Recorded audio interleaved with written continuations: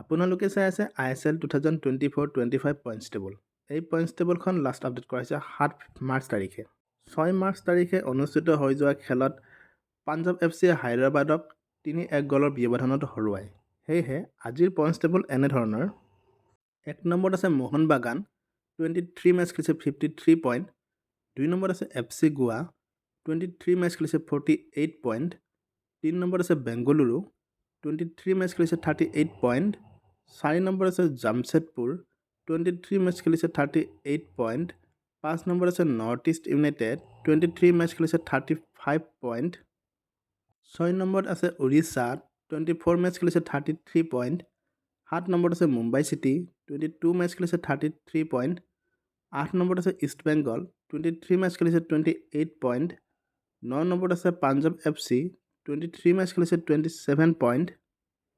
10 নম্বৰত আছে Kerala Blasters, 22 match খেলিছে 25 পইণ্ট। 11 নম্বৰত আছে চেন্নাইন FC, 23 মেচ খেলিছে 24 পইণ্ট।